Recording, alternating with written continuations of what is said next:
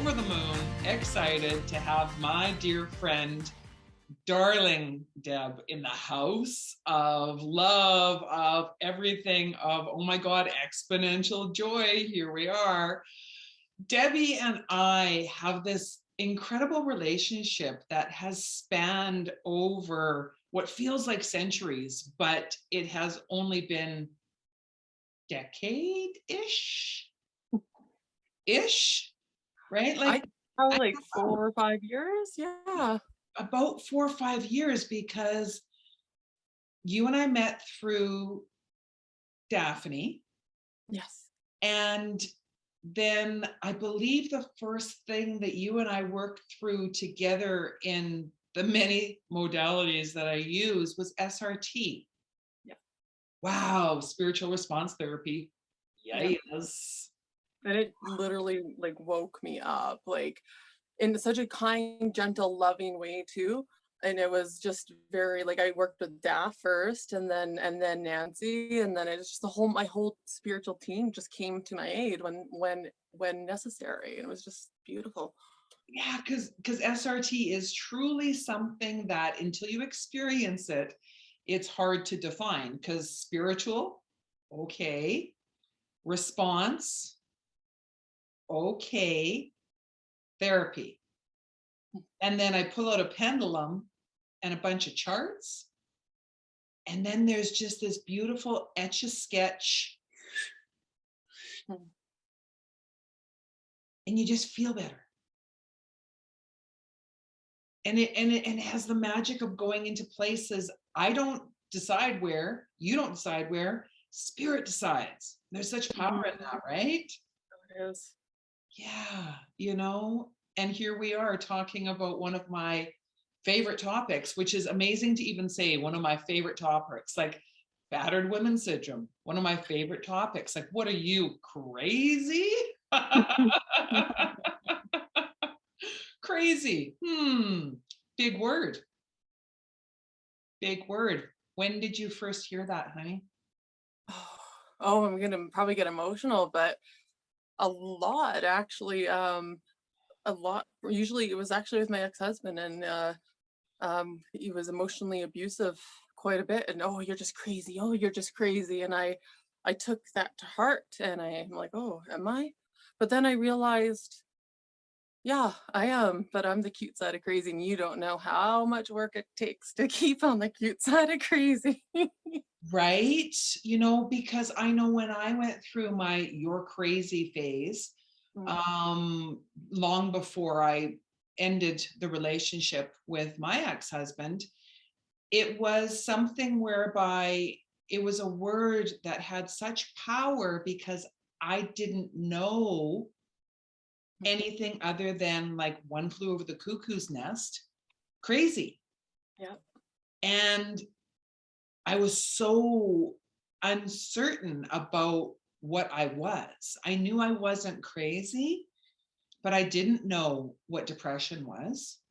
I didn't know what abuse was. I didn't know what battery was. I didn't know what rape trauma syndrome was. Neither do I, actually. Right? And until I started to unravel my anger, because I was exponentially angry. I mean, I was Glenn Close bunny killer angry. Ice pick, don't give her an ice Oh, I pick, believe it. right? And I mean, to admit that now, my kids called me Helga. I got like that too. I had postpartum, and oh my goodness, did I like, I wasn't pretty to be around, but I also, I owned it. And sometimes you gotta go this much crazy, even when you're in control, just to get that's how I felt at that time, to get that little bit of respect, because I needed to do that little tiny bit of almost crazy. And then we never tried anything again. Emotion. When anger is in action, it's Yes. powerful. It gives you the opportunity to say no. It gives you the opportunity to say stop. And not in that way, but it does give you the opportunity to be out of fear, Yeah. and into action. Hmm. And that's so powerful. And, I talked about a myth, the first myth in battered women's syndrome, in regards to how this isn't something that happens to a lot of people. That myth was discussed with when I talked with our darling friend Brenda Hammond. Oh my God, that interview is epic. Myth number 3 is that battered women are crazy. So this myth is related to the masochism myth, Hmm. which is, that there's some pleasure that we get by being beaten by a man and we love it. Wrong. But it places the blame for the battery on the woman's negative personality characteristics. Yeah, it's so blaming. It's so victim shaming, blaming, saying, "Oh, well, you did this, and this is you deserved it because of this. Because oh, well, she's just crazy." It's a cop out. It's a cop out, and yeah, it's amazing how you don't realize how that word can really, really when it's used, "Oh, you're just crazy," it's so dismissive. It's so dismissive of who you are as a person. No, actually, I'm not crazy. This happened, and this is a reaction that I'm having to treatment I had. And when you get told you're crazy, that's a gaslighting move that I got given to me. It was a gaslighting, like, "Oh, you're just crazy. You're crazy."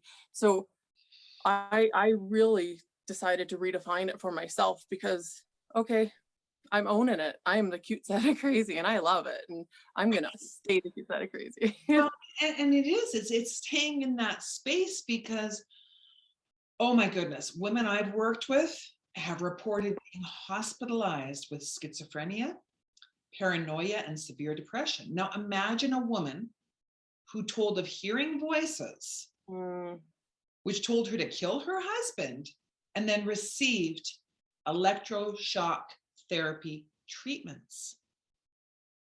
Wow. We know of so many women given heavy doses of antipsychotic medications by doctors who were responding to overt symptoms rather than attempting to understand their family situations. yeah, they're I've noticed a lot of this, and I absolutely love getting to the root of any issue and then finding a solution, not just getting to the root of it. And that, I guess, it comes down to the NLP that I'm certified in. After I learned what helped me the most was the directness of NLP and Mm. timeline therapy. And once I did that, I realized, okay, there is a need to get to the root of abuse. It's not just two people fighting. It's not just, it has a lot, for me, I'm going to speak for myself, it had a lot to do with what I was putting up with. I did not set boundaries because he loves me. So I am responsible for me and for not setting those boundaries, for not communicating. But Yeah. then the responsibility also lies on him for taking advantage of my unconditional love that was unhealthy unconditional love. So it was a two-part series, and everybody plays a part, and I completely understand that I played an unhealthy role in that movie. I like to say that movie that that I just call it happened, you know. And so I did play a part in that, and I was unhealthy, but now I'm back, and I'm able to really reflect and say, okay, I take ownership of everything that happened from me. And when you can get to that point of it happening from you and take complete ownership of it, and it doesn't mean that you're owning, like, I didn't own what he did to me. I didn't cause that to happen. But when I'm at a complete state of surrender and, okay, it happened from me, so then I can now talk about it. So a lot of empaths and spiritual workers, I find, go through the mire, the shit pile, a lot of it, but a lot of it, most of it from my experience, has to do with the people I meet on my journey. And I wouldn't have met you if sexual assault hadn't happened. I wouldn't have been in Sacred Hearts Rising and Sparks of Light. I wouldn't have met these beautiful people. I would not have used my voice. I probably would have still been living in fear and also just complacent. wouldn't have found my purpose. So I like it. It worked for me. And it's so true, that one common denominator, me, Mm-hmm. and looking at the trauma ladder. Within the Recover Your Joy program, I share my own trauma ladder in the membership program. And it's a long ladder. My soul contract, I mean, like there's like files of like, I signed up for what? I'm like, yeah, I ticked all the boxes that sounded fun, but I didn't realize the experiences I'd be going through. But then I also didn't realize the rewards that I would be, give me 1 second here. There we go. My prayer book came up. I don't know if you're still there, but I'm still here. I'm still here, and I see your beautiful picture with all the colors in your hair. I just love it. Oh my gosh. I'm going to change back to that soon. It's fun, It's but fun to play with colors. And you know, the overly psychotic symptoms reported by the subsequent diagnosis without the domestic violence questions, it misses the other opportunities. Temporary shelter for domestic violence, financial assistance are powerful allies, and these allies can lead to affordable legal assistance. yes, Because they provided, and we both know the benefits of LegalShield. Oh yeah, it's incredible that you're talking about LegalShield, because literally 2 days ago I was approached by an incredible human, the Mr. Overcomer, and he's on Clubhouse where I met him, and he's a keynote speaker for a lot of amazing just motivation and getting through, overcoming, and talking about having legal advice at the push of a button after being sexually assaulted in my home. If I had that piece of advice, I tried calling legal aid, I tried calling victim services. I don't even, why do they call it victim services? That needs to go to start with, because as soon as you dial the number, you assume you're a victim, right? Exactly. I mean, it just definitely, and I wonder how many women have been mislabeled as mentally ill who were like attempting to cope with a batterer. Those questions are not part of the process, part of the protocol. And that's whereby the two sides can be separate. We need the diagnosis from the doctors. We need the psychoanalysis from that side of it. And then we need the heartfelt healing that's available through people that have walked down the path. Yep. And to say, you know, we do the blame shame. We do the, well, I don't know how you put up with all of that shame. You should really put some money aside. Shame. We're missing the words that say, when you're ready to look for a safe place, I can help you. Exactly. I'm here for you. How can I support you? And you know what, the best thing, I went to counseling. I was in the marriage, and I, you know how you like, come with me. And so he did, and he went a few on his own, but this counselor was my childhood counselor. So he knew me very, very well. His name is Liam, incredible human, beautiful little short Irish man, just gorgeous. And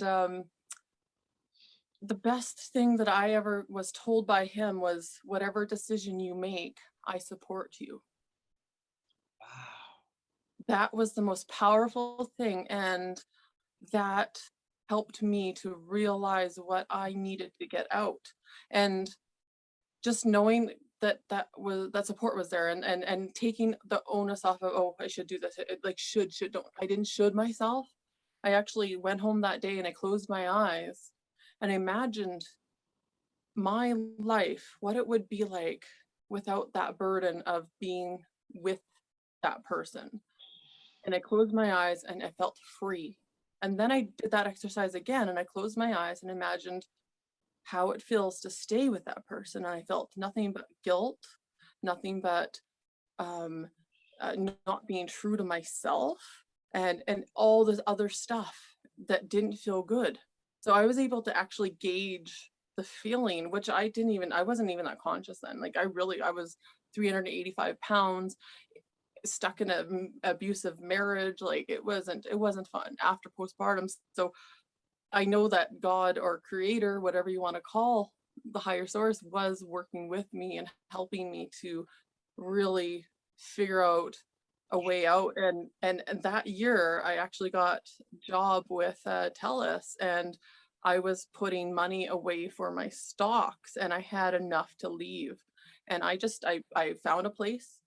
I put my down payment down on it. I still paid the rent because I felt, that's not fair to still leave. Like, we still remain friends till this day. We're actually such better friends than we ever were, because I set my boundaries and I don't put up with anything anymore. It's like, no, that's the And that's boundary. beautiful when a relationship can go that way. Yep. Quite often it goes the other route, where the economic abuse stays within the relationship, and you've got family maintenance enforcement involved. Yeah. And the legal structure is so confusing. And I mean, I personally didn't know that until you had a family maintenance enforcement order in place and rolling, that you could not move forward in other parts of litigation. And having that LegalShield and be able to dial that number anytime and get those contacts and those people that actually give a shit and want to care and want to help you, and have the know-how, like, my goodness, it would have saved a lot. I'm a member of a group that's called Ladies of Justice within LegalShield. And I mean, it feels so wonderful to feel like a superhero, because I mean, now that I'm part of Ladies of Justice, like I've got a cape and everything. It's called a sweater. Oh, I love it. I want to be a member. That sounds so much fun. I do have a cape. It's a blessing, because I resonate with women who've gone through a similar situation. I also resonate with men who've struggled within the family maintenance. I've had clients on both sides of the equation, because I've got sons. I've got 4 sons. So I understand the male perspective and I honor it. Yes. I just want to be able to find a safe place for children to grow up. Big, big, big, big importance for me. I couldn't agree with you more. And it's the reason why I left, and it kind of comes full circle. I love it, is because I didn't want that to be my son's normal. I realized that I had a normal and it was abusive. And I wanted to not allow that to be okay for him. Because if I just stayed, that was me saying I'm okay with this treatment. And he was 2, and he started treating me and demonstrating the same kind of behaviors his dad did. And I'm just like, whoa, no, I'm responsible for your normal, kid. Abuse that goes up and down and backwards and up and down. And I broke that cycle for crosses, and it crosses back and forth into all the relationships. And that's where sometimes, when as a mother we make the decision is for our children, because we are cloned to put our children first. It's a natural instinct. But when we put our children's happiness ahead of our own so that we can stay in a relationship, red flag. Red flag. It's just massive. And red flags are something that we see, but we dismiss because, we're just crazy. Or even you talk yourself into, like, the potential of your version of what the relationship would feel like if they weren't just like this, if they were like this, or, you know what I mean? Like, I would talk myself into many not good relationships for me, only because I would imagine and create what I felt was my own. And then when they didn't live up to that, because how can they? And it was just feeling a void of and a lot of women get into this, and I know this because I did this. It was just filling a void of, oh well, you'll work. Let's put a body here, and okay, let's work on this. Like this, I can make it Yeah, work. exactly everything that you're saying. It's like, oh my God, anybody's Yeah, better than nothing. Oh my God. yeah. Like, and I mean, it screams to why I've resonated with so many sisters from Mm, Sacred Hearts and yeah. our friend Bonnie, badass Bonnie. I mean, you know my personality, and it takes a very strong warrior to say to me Mhm. that I'm full of it. And Bonnie will do that.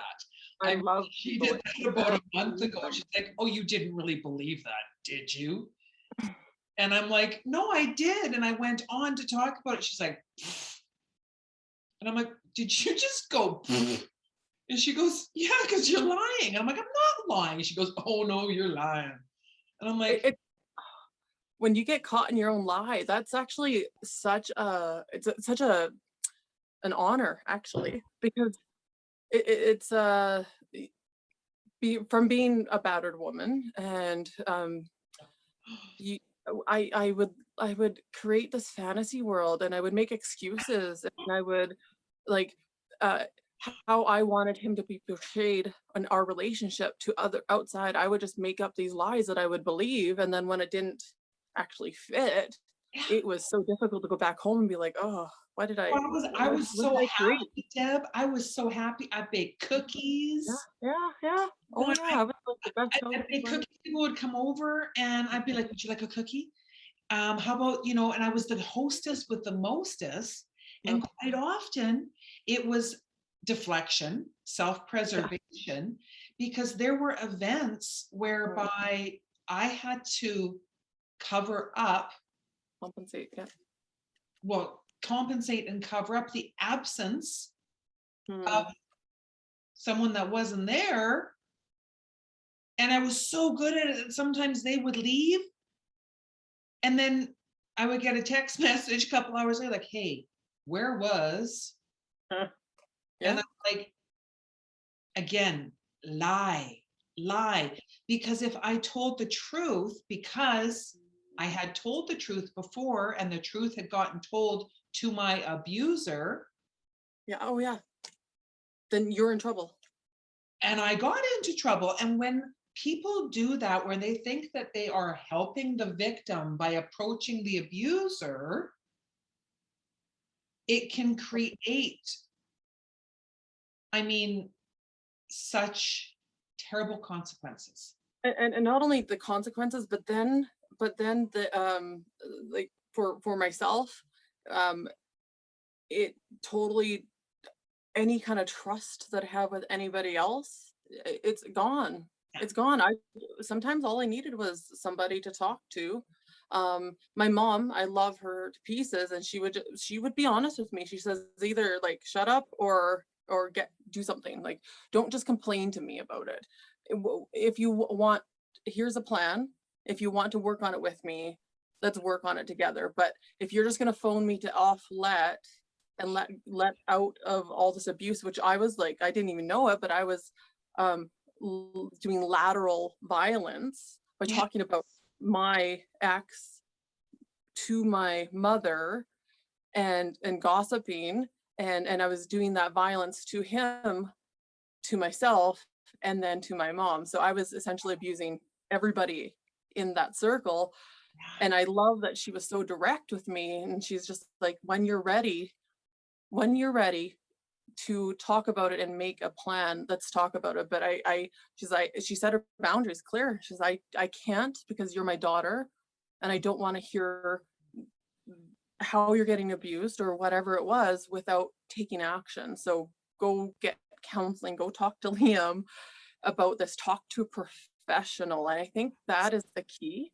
That That's talk to a trusted professional. companion, a Yeah. trusted companion who may not be in the circle, because when you're in Mm-hmm. the family circle, Mm-hmm. you have you have the connection between one side of the family or the other side of the There's family. a bias.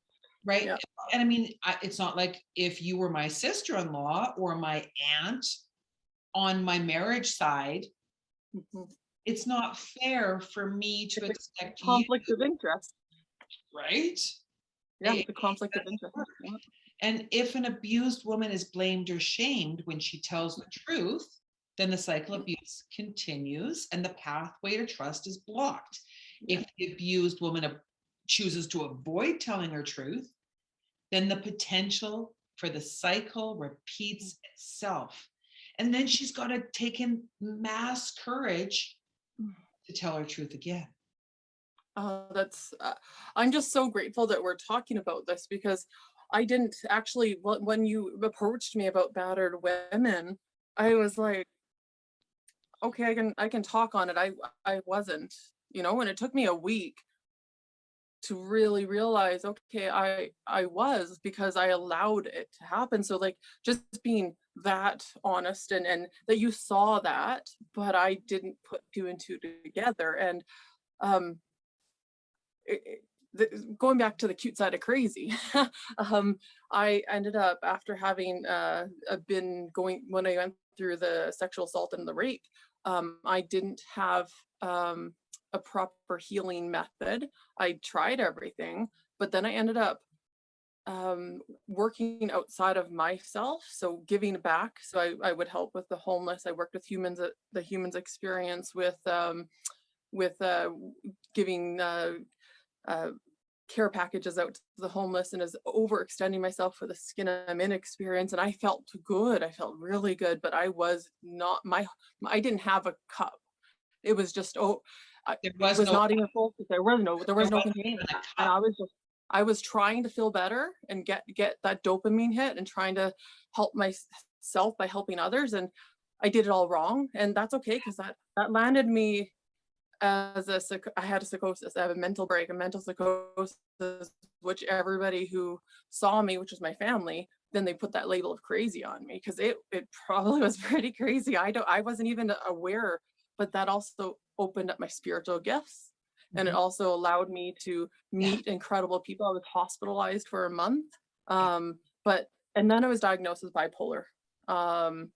And that in itself was one of the hardest things to go through, but I'm learning how to manage. And I really feel that it can be labeled as crazy, but it's also then all the veil lifted, and now I have, like I said, I have these beautiful gifts that women, I think a lot of women and men too, go through a similar process. But trauma can trigger bipolar to be triggered. And if Yeah. I had known that, I would have treated the trauma, and then maybe it wouldn't have happened, because or at least I would have been aware that that could be possible. And when I started getting delusional, Yeah. You, because yeah. I would click in. You have the awareness through observation. You know, Exactly. Yeah. take the word bipolar, take off the polar and add Mhm. cycle. It's a Yeah, bicycle. bicycle. Yeah, it is. It is bicycle. I love And it. you keep on riding it over and over, and you don't even know that your feet are turning because you're just on the bike and the bike feels comfortable. So you ride the bike. And it's until you're there and you get knocked off the bike Uh-huh. and you hit the ground and you're curled up in that fetal position whereby you're still functioning, but you're in it and Mm-hmm. you don't see it. It's a struggle. It's a huge struggle. And it's not as though when you overcome trauma that it's done. No, oh no, it's a It- constant process of right? keeping it in check, and being conscious and intentional. So I am completely intentional, and how I healed my heartland was with art, because that's one thing that I always would turn to as a kid. I had a lot of trauma in my life. Growing up, I was the youngest of the three. Mm, There was 5 deaths on my dad's side that were so close to him, and then close to me, obviously. He had his own psychosis. He was probably like 35, I think, same age as I am right now. but he had 3 kids and was a the breadwinner of the family. And he was off work for about a year, but that trauma triggered trauma in everybody else too. And men get violent with psychosis, and it wasn't pretty to be around. It was scary, and that created trauma in me. And then it just, I turned to art. I turned to painting and drawing, and my mom actually put me in painting lessons very young. And I learned from the best of Vanessa Mack. Oh, she's incredible. And since grade 10, I've been taking painting lessons and learned the foundations of healing. Beautiful.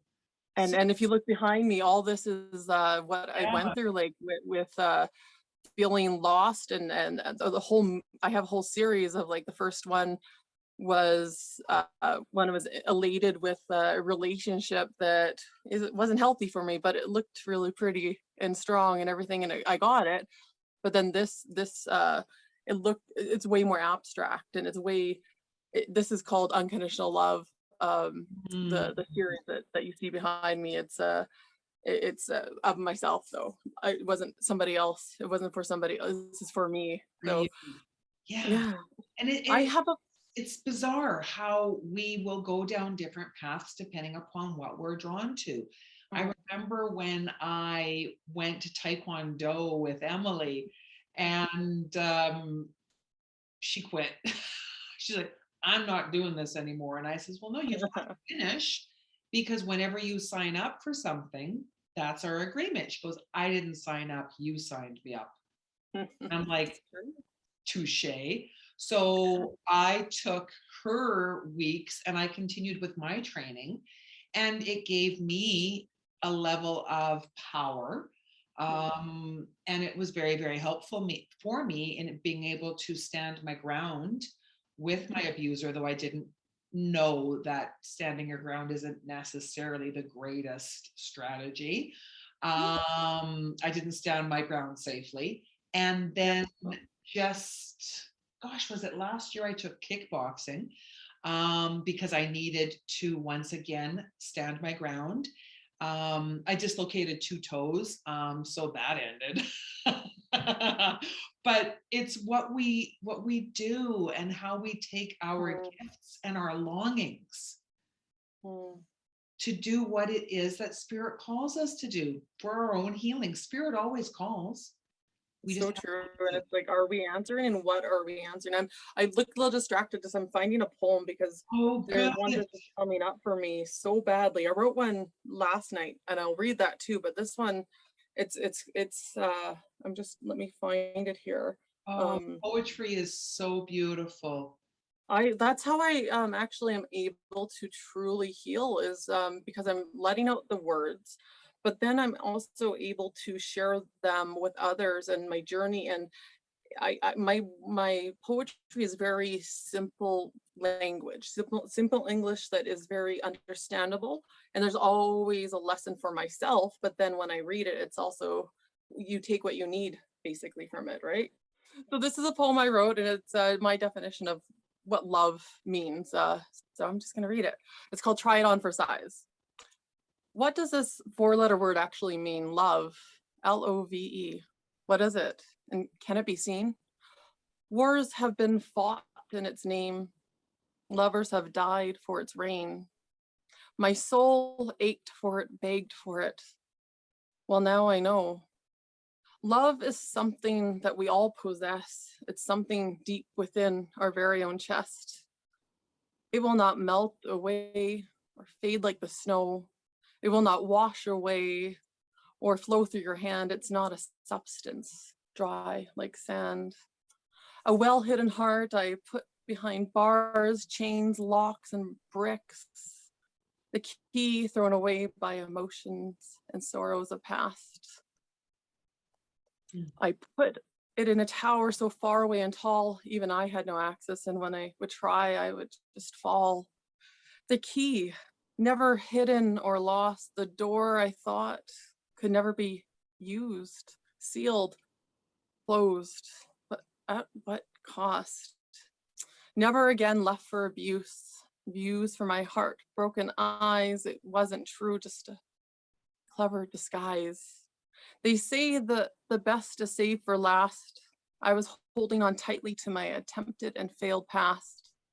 I decided to cut the cord and burn away the ties. And at last, when I did that, I opened my eyes. Love was right where I left it, to the very left of my chest, and it beats every day and it gets no rest. Love can't be lost or found. It is right in front of your face, and it even makes a sound. Why try to find it? A lost cost with no prize. Place your heart, your hand on your breast, and try this on for size. You wrote that last night. Yes, this was written. Yeah.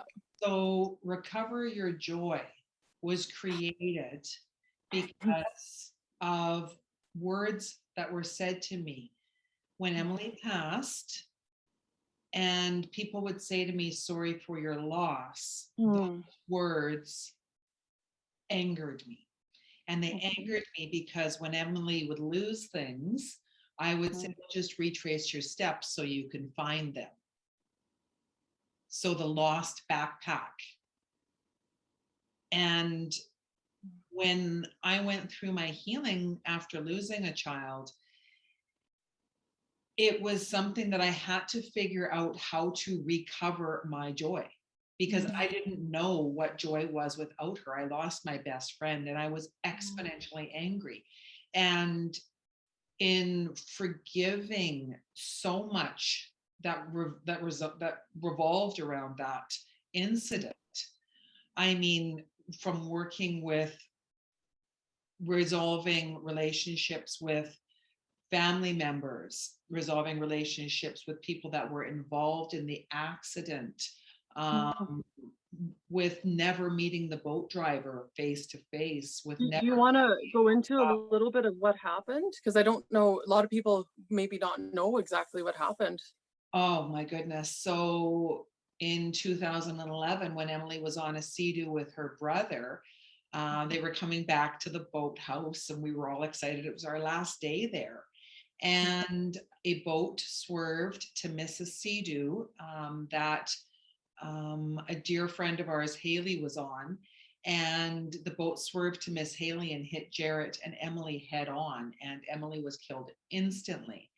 And due to many, many bits and pieces of a puzzle that we'll never understand, there were no charges laid. And I mean, a lot of the reasoning I understand based on police rulings, but the fact that Jarrett's blood alcohol levels were tested while he was in the hospital, and it wasn't deemed necessary for the boat drivers to be tested, is something that I'm still trying to not necessarily come to terms with, but understand from a legal honor, a legal honor, because that's something where our legal system, I think it doesn't necessarily give enough power to the victim. Yeah, exactly. No, I completely agree. It's actually the legal system is a broken system. I like it. There's another poem I wrote about justice, and it's like it's powerful. I couldn't find it, but Big difference it's about justice and vengeance. yeah. Well, that's exactly it. Massive. I mean, there was a TV series called Vengeance. I watched that whole series. I took notes. That's when I was angry. Like legit. I mean, the main character's name was Emily too, so it was part of my. Oh my gosh, yeah, the things that I went through. It's such a wild ride. I look at it sometimes and I'm like, yeah, there's definitely a movie in this script. But you know, I would look at people that were happy and healed and I hated them.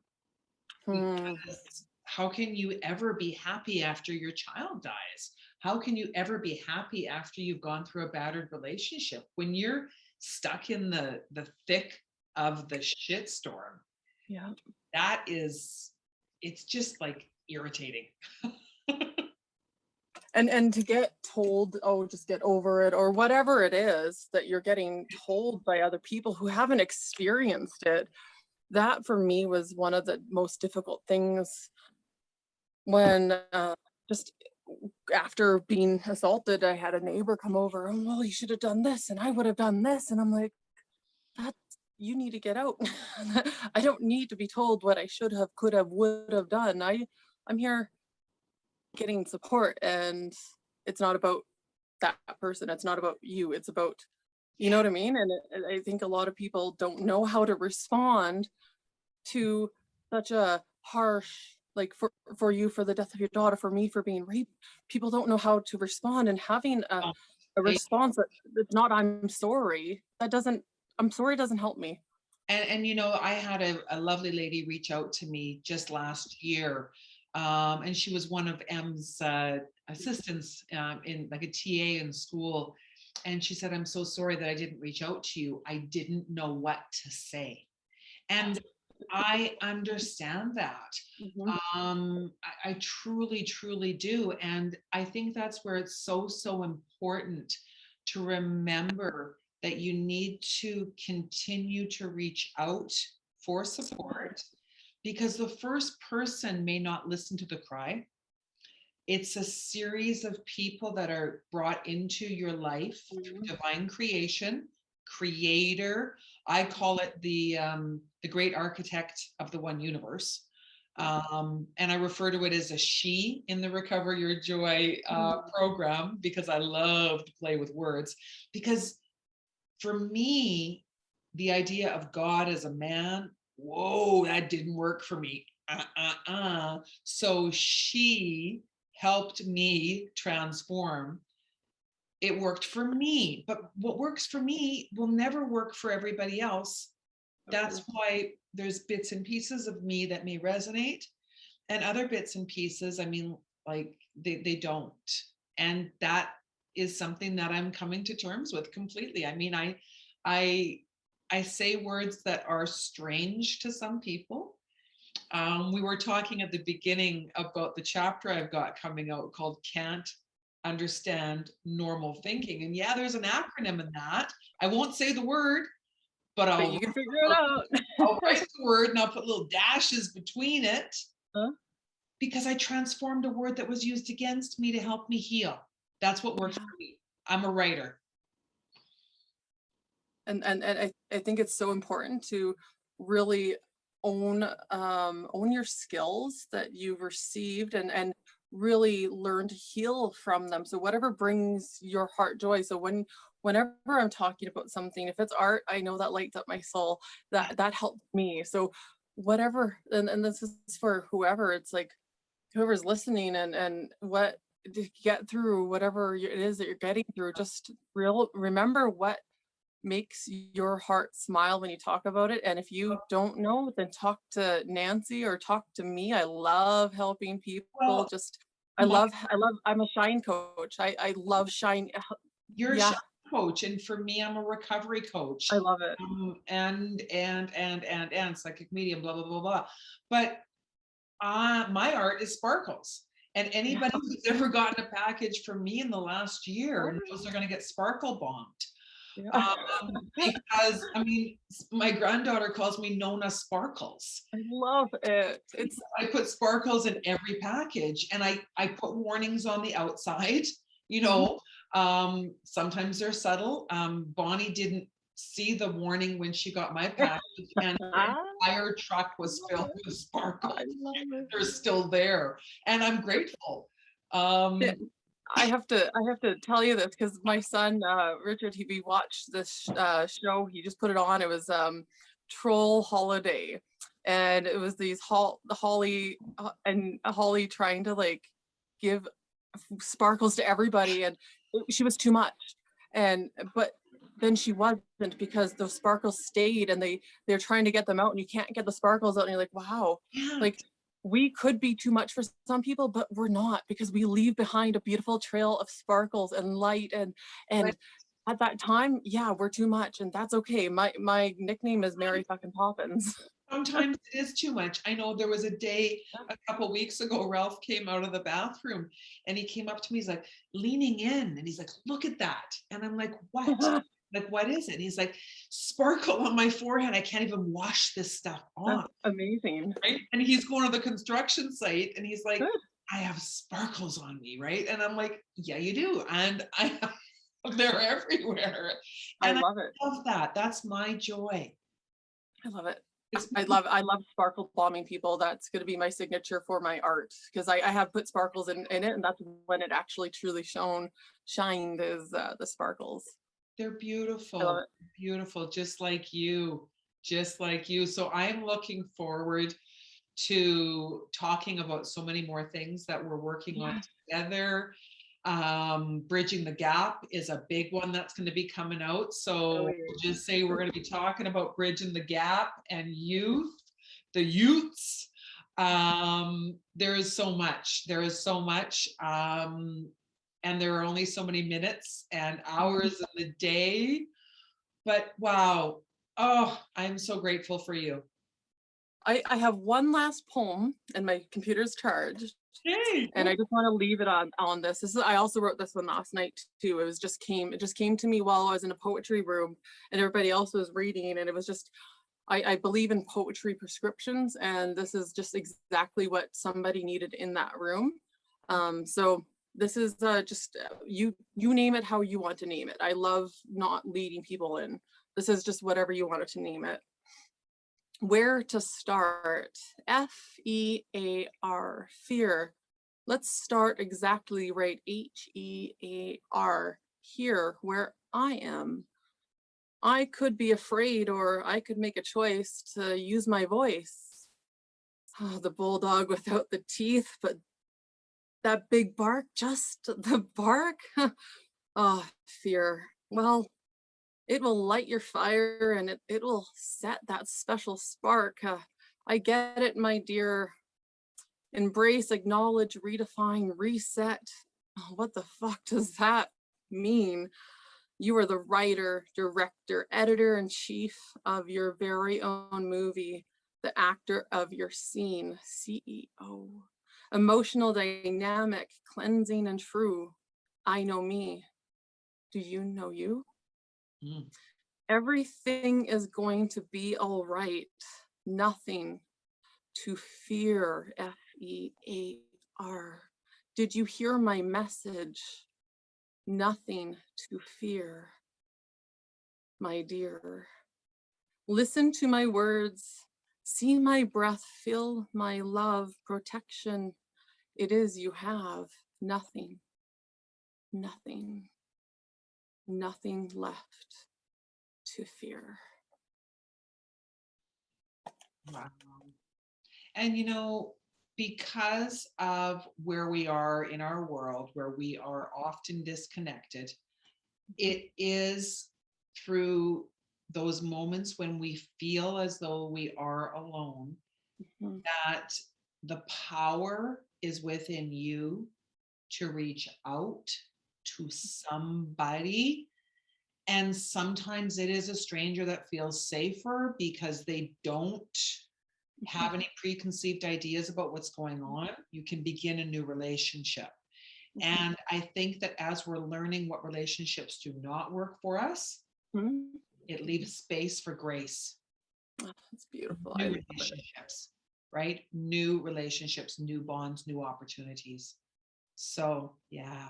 Oh my And God. I wanted to leave you on this. I truly believe in the power of prayer. And I just feel that friends that pray together stay together, and just I love it. And I would love to just give gratitude today. And would you want to, or do, like, Yes, it doesn't matter? yes, please. All in.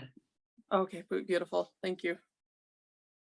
So I'll start. I actually, I used to close my eyes and bow my head, but now I look up and just gratitude. So I just want to thank you, Creator, for putting this together with Nancy and me. And we know we're helping so many people by using our voices and not living in fear and choosing to actually use our voice. Thank you so much for the wonderful opportunities that are happening with us, for us.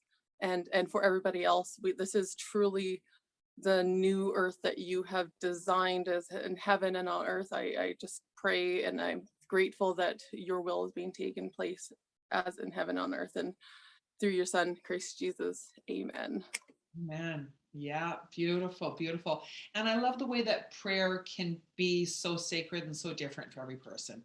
And Yeah, I love when it. we figure out what it is for us, Mhm. we always talk to ourselves. And when we're talking to Mhm. ourselves, I believe that we are praying as well.